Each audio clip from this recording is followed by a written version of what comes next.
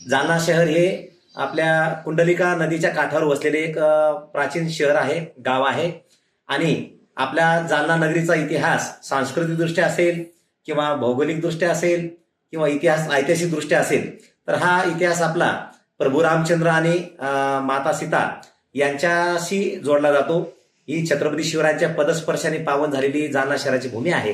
अनेकांची मागणी आहे की जालना शहराचं नामकरण हे जनकपूर झालं पाहिजे, आणि खऱ्या अर्थाने जनकपूरच आहे आणि झालं पाहिजे. मागणी तर आहेच, तरी मागणीपेक्षा मागण्या होतात, अनेक निर्णय होतात, GR येतात. त्याहीपेक्षा मी जालना शहरातील जालना वासियांना विनंती करेल, आवाहन करेल हिंदू महासभेकडून की निर्णय होईल तेव्हा होईल, परंतु आपण राम भक्त आहोत.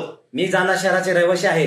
छत्रपती शिवरायांचा माझा वारसा आहे, महाराणा प्रतापसिंहांचा वारसा आहे, दशमेश पिता गुरुसिंग महाराजांचा आपल्या पाठीमागे वारसा आहे. आपण प्रभू रामचंद्रांचे विचारांचे, श्रीकृष्णांचे विचारांचे पाईक आहोत. या दृष्टीने प्रत्येकाने आपण स्वतःहून जनकपूर हेच नामकरण झालं पाहिजे, मागणी केलीच पाहिजे, पण स्वतःहून प्रत्येकाने जनकपूर हेच नाव संबोधलं पाहिजे अशी सर्वांना विनंती करतो. जनकपूर करण्यासाठी आपण काही मुंबई दौरा करत असं महापालिका करेक्ट आम्हाला मुंबईपर्यंत पोहोचले तुम्ही, तसं आता नवीन नामकरण करण्यासाठी मुंबईपर्यंत जाणार आहे का तुम्ही? ज्या पद्धतीने हिंदू महासभेने जालना नगरपालिकेला महानगरपालिका होण्यासाठी आपण जो संघर्ष केला, आंदोलन केलं, उपोषण केले आणि प्रत्येक क्षेत्रातील लोकांनी आम्हाला पाठिंबा दिला, आम्ही मंत्रालयापर्यंत लढा दिला आणि आज रोजी जालना नगरपालिका महानगरपालिकेच्या रूपाने रूपांतरित झालेले आहे.